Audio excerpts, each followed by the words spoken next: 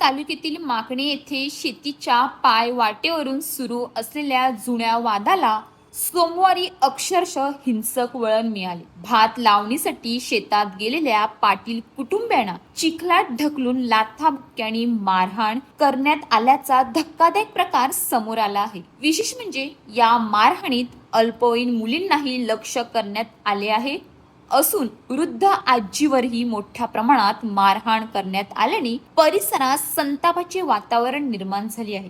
या प्रकरणी फिर्यादी मनाली मिलिंद पाटील यांच्या तक्रारीवरून सफाळे पोलीस ठाण्यात अरुण तरे, रमाकांत कृष्णा कुडू, शंकर राण्या तरे, साजन रमाकांत कुडू, रोशन अरुण तरे, जितू शंकर तरे, मालती अरुण तरे, अनिता रमाकांत कुडू, पार्वती शंकर तरे, शीतल जितू तरे आणि छाया अनिल वेद अशा 11 जणांविरुद्ध गुन्हा दाखल करण्यात आला आहे. मनाली पाटील यांच्या तक्रारीनुसार माकणे येथील सर्वे क्रमांक 32 आणि 32 ब मध्ये त्यांच्या कुटुंबियांची सुमारे 4 एकर वडीलपार्जित शेती आहे. या शेतीतून ये-जा करण्याच्या पायवाटेवरून अरुण तरे आणि कुडू यांच्यासोबत यापूर्वीही वाद झाले आहेत. संबंधित प्रकरण तहसीलदार आणि प्रांत कार्यालयात सुरू असल्याचे तक्रारीत नमूद आहे. 10 ऑगस्टला 4च्या सुमारास मनाली पाटील, त्यांचे पती मिलिंद पाटील, सासू सुमित्रा पाटील, अल्पवयीन मुली प्रथा आणि पूर्वी तसेच कुटुंबातील इतर सदस्य भात लावणीसाठी शेतात गेले होते. त्यावेळी आरोपी तेथे आले आणि तुम्ही आमच्यावर केसेस करतात का? इथे आवणी करायची नाही, इथून निघून जा म्हणत वाद घातल्याचा आरोप आहे. यानंतर वादाला हिंसक वळण मिळाल्याचे तक्रारी आहे. अरुण तरे यांनी मिलिंद पाटील यांना पकडून ठेवले तर रमाकांत कुडू यांनी फावड्याने मारहाण केली. महिला आणि मुली मध्ये पडून फावडा बाजूला करण्याचा प्रयत्न केला, मात्र त्यानंतर परिस्थिती आणखी चिघळली. आरोपींनी पाटील कुटुंबियांना शेतातील चिखलात ढकलून देत लाथाबुक्क्यांनी मारहाण केली. वृद्ध सुमित्रा पाटील यांनाही मारहाण करण्यात आली. एवढेच नव्हे तर कांता काशीनाथ पाटील यांच्या डोक्यावर लाकडी दांडक्याने मारण्यात आल्याने त्या चिखलात पडल्या. प्रकरणातील सर्वात धक्कादायक बाब म्हणजे वाद मोठ्यांमध्ये सुरू असताना 14 वर्षे पूर्वी छातीवर आणि पाठीवर जोरदार मारहाण केली आहे. तर 17 वर्षीय प्रथा हिच्या गळ्यातील सोन्याची चैन झटापटीत तुटून गहाळ झाली आहे.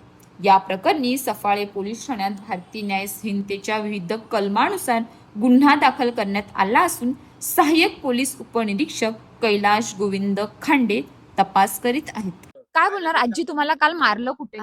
काल आम्ही इथे आवत होतो तर आवताना ते तिकडून ते सगळे लोक आले ना आमच्या पोरांवर लगेच मारायचेच याच्या हेतून आले. मग आम्ही तिकडून येता येता तर यांना इकडे जाम मारायला लागलं. तिथपर्यंत आम्ही सोडवायला गेलो तर मला ते या खासरात पाडलं ना, तुडून तुडून घेतलं, भयंकर मला मारलं असं ना. इथे डोक्यावर लागलं. पुन्हा तिकडे गेलो तर तिकडे पुन्हा माझ्या त्या धाकट्या मुलाला धावत आलेले ना. त्या मुलावर असा पावडा घेऊन धावले तेव्हा आम्ही धावलो त्यांच्यावर. मला असं ढकाटलं ना, तिकडे मला तुडवून मारलं. पुन्हा आम्ही तिकडे गेलो तर त्या खासरात पुन्हा परत ते त्या मुलावर धावलं. मी अशी पुन्हा धावली, मला परत ढकाटलं ना, परत माझ्या लाता दिल्या नाही, ते पाठीत ना ते मारले. तुमच्या हाताला लागलं? आता आमच्या मुलांना मारलं, आम्ही कोणाच्या मुलावर आहेत? आमच्या मुलांच्याच मुलावर आहेत ना. पोरी आमच्या शिक्षणाच्या आहेत, त्यांच्या आई वडिलांना आम्ही पोरींना हात नाही लावला ना. दुसऱ्यांच्या हातून मार खाला. शिक्षणाच्या पोरी आहेत आमच्या, नेहमी असंच भांडण करतात. आज किती वर्ष झाले आमच्या मागे लागल्यात हात धुवून. आम्ही वाढी नाही केली यंदा. आमचा मोगरा 10-15 डझन मोगरा निघायचा. आज गेल्या वर्षापासून आम्हाला काय नाही, एवढी आमची लुसगाल करतात ते. आम्ही शेतीवर आलो ना, तिकडे खणत होतो. खणता खणता लगेच ते लोक आले धावत. धावत आल्याबरोबर त्याची धाड घातली, त्यावर बडगे घेऊन आले. मी गेली सोडवायला तर माझे पण लागला येऊ ना. सगळी तिघांना मारलं. काय सोडवणार, एवढे पुरुष धावत येत होते. एक ना 2 बाई काय करणार, सगळ्यांचे मारले. आमच्या मुलींचे पण मारले. मुली आमच्या ऍडमिट आहे तिकडे. आताच तिचा हे करून टाकलाय. ह्या प्रकरणाबद्दल काय बोलणार आहे, जे सुरू आहे त्याबद्दल? हे प्रकरण म्हणजे असं सुरू आहे की आमच्या शेतीच्या पलीकडचे काही लोक आहेत ते रस्त्यासाठी आमच्या सोबत म्हणजे वाद घालत असतात. वाद म्हणजे खूप म्हणजे जुलूम जबरदस्ती तर शेती सुद्धा करू देत नाहीत. तर प्रकार असा आहे की त्यांचा रस्ता हा इथे नौकार कॉम्प्लेक्सच्या ज्या बिल्डिंग बांधलेल्या आहेत तिथून त्यांचा रस्ता आहे. पूर्वी ह्या बिल्डिंग नव्हत्या तेव्हापासून त्यांचा रस्ता आहे आणि आता तिथे बिल्डिंग बांधलेले आहे. तर इथली जी लोक आहेत त्यातलाच एक चंद्रकांत तरे आहे, तो स्वतः या रस्त्यासाठी भांडतो आणि त्याचं घर नौकार कॉम्प्लेक्सला लागूनच त्याने बांधलेलं आहे. म्हणजे एवढा त्यांचा तिकडून रस्ता आहे सर्वांचा, तरी पण त्यांनी काय केलं की हा रस्ता त्यांना शॉर्टकट पडेल किंवा ह्यांना कोणी तो बिल्डर मिळालेला जो आहे सूरज सालुंके, तर त्याने ह्यांना भडकवलं की इथून रस्ता झाला ना तर तुम्हाला जास्त प्रॉफिट होईल काय, म्हणून ते आमच्या शेतीच्या मधून रस्त्यासाठी भांडतात. आणि जरी त्यांना म्हणजे इतकं जर रस्त्यासाठी इतका आम्हाला त्रास दिलेला आहे की आम्ही काय त्यांना सांगतो की ठीक आहे तुम्ही नौकार कॉम्प्लेक्सचा रस्ता नाही तुम्हाला पाहिजे, तुम्हाला आमच्या शेतीतून रस्ता पाहिजे, तर आमच्या शेतीला लागूनच अरुण तरे हा जो खूप म्हणजे मारामारी करतो, प्रथाला ज्याने मारलेला आहे किंवा खूप म्हणजे बायकांना वगैरे मारामारी केलेली आहे किंवा त्याची मुलं पण मारामारी सगळेच करतात. तर त्या लोकांना सांगितलं की तुमची शेती आमच्या शेतीला लागून आहे, तर तुमच्या शेतीतून तुम्ही अर्धा घ्या आणि अर्धा आमच्या शेतीतून जागा घ्या आणि तुम्ही रस्ता बनवा जर मोठा रस्ता बनवायचा आहे तर. आणि आणि ही गोष्ट आम्ही सगळीकडे सांगितली. पोलीस बोलवतात, आम्ही पोलिसांना सांगितलं, आम्ही तहसीलदारांना सांगितलं, आम्ही प्रांत साहेबांना सांगितलं, सगळ्यांना आम्ही सांगितलं की शेतीच्या मधून असा रस्ता होऊच नाही शकत, कारण असा कुठलाच कायदा नाही आणि असा कुठला न्यायच नाही होऊ शकत का शेतीच्या मधून. कारण जर शेतीच्या मधून रस्ता केला ना तर शेतीचे 2 भाग होतात. आणि बघा ना, जर 2 भाग आता हा बांध आहे, या बांधावरून ही लोक जातात, आम्ही त्यांना बांधावरून जाऊ दिलं, कधीच अडवलं नाही. पण जर मोठा रस्ता करायचा ते, तुम्ही बिल्डिंग बांधायची असतील किंवा काही तुमची मोठी वाहनं न्यायची असतील, आमच्या शेतीचं काय राहते, डावीकडे थोडीशी जागा राहते, उजवीकडे थोडी जागा राहते, म्हणजे आमच्या शेतीचं पूर्ण अस्तित्वच नष्ट होते. मग असं असताना आम्ही ही गोष्ट कशी काय मान्य करणार. आणि म्हणून आम्ही त्यांना तरी पण यांना रस्ता पाहिजे तरी आम्ही सगळे माघार पण घेतात. म्हणजे प्रत्येक वेळेस आम्ही माघार पण घेतलं, प्रत्येक वेळेस आम्ही जाऊन सांगितलं की कॉम्प्रोमाइज करा की तुम्ही एका बाजूने रस्ता घ्या, कारण आम्हाला खूप म्हणजे त्रास होतो. प्रत्येक वेळेस जवळजवळ हे 3-4 वेळा वेळा या घटना घडल्यात का मुलींना पण मारहाण झालेली आहे. म्हातारे कोण आजी वगैरे त्यांना पण मारलेलं आहे हो. त्यामध्ये? म्हातारे आहेत, म्हणजे जवळजवळ त्या आई आहेत ना 70 वर्षाच्या आहेत, त्या दोघींना पण एवढे मारलेले आहे का आधी एकदा भांडण झालं होतं तेव्हा त्या आईला खालती पाडून लाता बुक्यांनी म्हणजे मारहाण केलेली आहे. अगदी ते अक्षरशः अशी ओरडत होती आणि तरी पण म्हणजे एवढा राडा पडलेला होता. आणि ही आई जी मोठी आई आहे तिच्या पण म्हणजे हाताला काल सुद्धा लागलं आणि ह्याच्या आधी पण म्हणजे हे गळे वगैरे दाबण्याचे पण प्रकार करतात. म्हणजे मोठ्या असू दे का मुलीचे सुद्धा, मुलींचे गळे दाबलेले आहेत. अजून एक आमची मुलगी आहे ना, तिच्या पायावर त्याने मोठ्या दांडक्याने मारलेला आहे. म्हणजे असा मुका मार लागलेला आहे ना की त्याच्यात रिपोर्ट सुद्धा त्याचे निघू नाही शकत, पण तो मार तर उकावणारच आहे. त्या मुली आहेत, शाळेत जाणारे मुले आहेत, कॉलेजला जाणारे मुले आहेत, त्यांचे म्हणजे खूप त्यांना मुकामार त्यांनी मारलेला आहे. अगदी मानेवर, पाठीत. ही प्रथा आहे तिचा, तर तिच्यासोबत साजन कुडूचा प्रकार तर सांगितलाच, पण त्याचबरोबर तिच्या कोणी पाठीत सुद्धा बुक्क्यांनी मारलेल्या आहेत ना, तर ती सरकारी दवाखान्यातले डॉक्टर पण म्हणत होते अरे बापरे हे किती म्हणजे लागलेलं आहे, किती म्हणजे डायरेक्ट ते असे दिसतात आहे तसं. पण मुकामाराचा रिपोर्ट असं वेगळा आपल्याला काही येऊ नाही शकत. आपण शेतीवरच आलेलो आहोत. आजूबाजूला आपल्या शेती आहे. जमिनीचा वाद आहे. नक्की वाद काय आहे? कधीपासून वाद सुरू आहे? कोणाशी वाद आहे? आपल्यासोबत सर आहेत, त्यांनाच विचारा नक्की काय वाद आहे. काय बोलणार, हा वाद कधीपासून आहे? 2024 पासून हे चालू आहे. म्हणजे आम्ही शेती करतो आणि आतापर्यंत म्हणजे ह्यांना पायवाटच होती. म्हणजे पायवाट म्हणजे माझी पायवाट होती, कारण माझी शेती टोकाला आहे. त्या शेतीच्या टोकाला मी जायला पायवाटेने जायचो. माझ्या मागे बाकीचे इतर इकडचे लोक जायचे. हा जातो म्हणून ते पण जायचे, मी जातो म्हणून. पण असा काही रस्ता नव्हता की इथून परमनंट रस्ता आहे किंवा या लोकांसाठी रस्ता आहे, हा रस्ता नाही. हा रस्ता फक्त माझ्या स्वतंत्र प्रायव्हेट आम्ही शेतकरी बंधू तिघे जण आहोत भाऊ. या 3 भावापैकी मी कनिष्ठ भाऊ. नावं काय काय आहेत तिघांची? काही सूर्यकांत केशव पाटील, काही काशीनाथ केशव पाटील आणि मी रोहिदास केशव पाटील. काल 10 ऑगस्टला संध्याकाळच्या सुमारास मारहाण झाली होती. नक्की काय मारहाण झाली होती? ही मारहाण अशी होती की आमची जी माणसं होती आमच्या बंधू भाऊ जे होते ते फक्त कामाच्या हेतूने फक्त रोपणी करत होते. त्यांच्या मनात किंवा स्वप्नातही नव्हतं की आपण भांडण करायचं.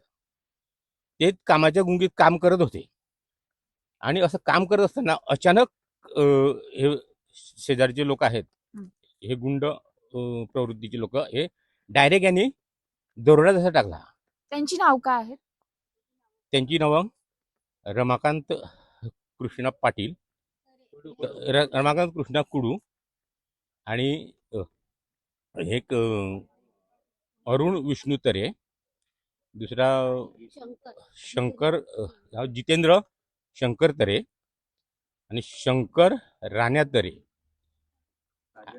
साजन रमाकांत कुडू,